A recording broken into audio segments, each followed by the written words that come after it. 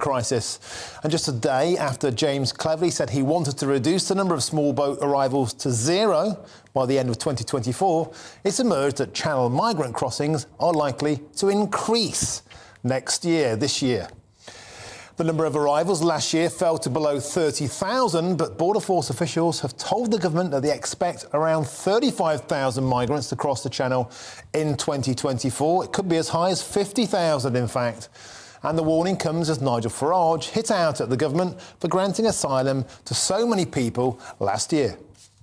I wonder, is Rish's solution for pretty much everyone to stay? Is that how we clear the backlog? Is that how we deal with the problem? Would welcome your thoughts on that rather sarcastic question, although I don't think I'm wrong. So the whole thing is driving me bonkers. It would also appear that 17,000 people have simply disappeared. Just disappeared.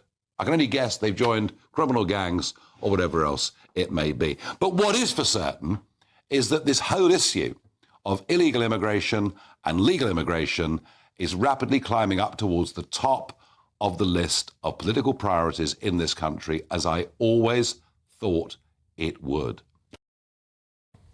OK, well, let's get the Tory reaction to those comments. And I'm joined now by David Jones, who's a Conservative Party MP.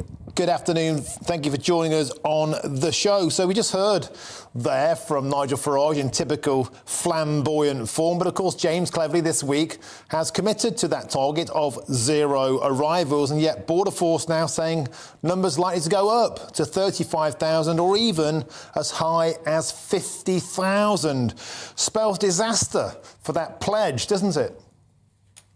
Well, you're quite right. This is probably the most important issue that I get raised with me in my constituency postbag, at least the most important national issue.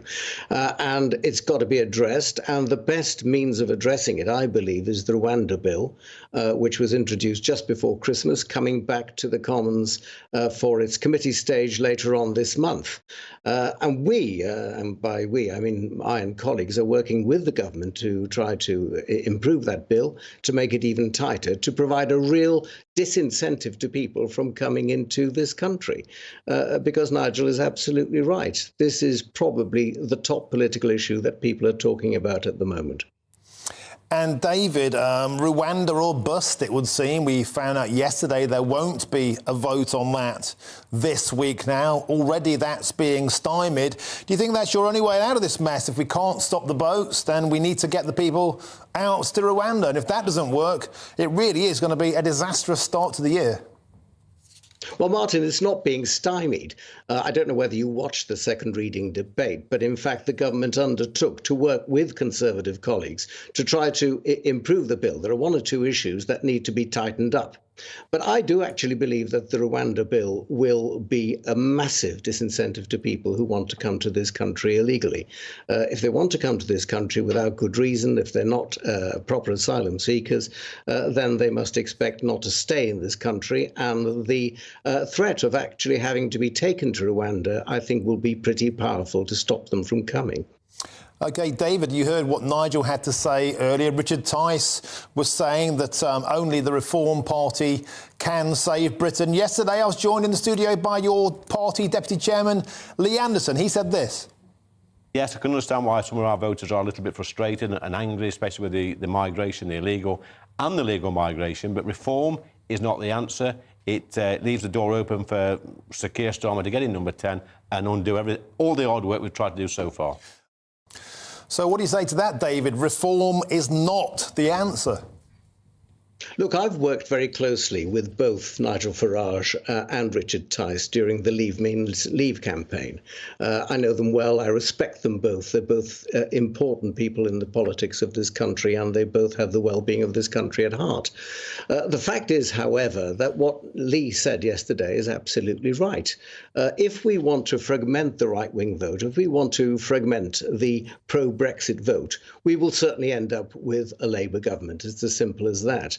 And I actually believe that the right is stronger when it's working together. And I would invite Nigel and Richard to think very carefully about the future and whether or not they wouldn't be better off with a good, strong Conservative majority at the next general election. But David, Richard Tice has ruled out there'll be no deals this time. Nigel also saying that the standing down of Brexit Party candidates last year handed you an 80-seat majority. Today they said Brexit has been squandered, immigration has been betrayed. No deals on the table this time.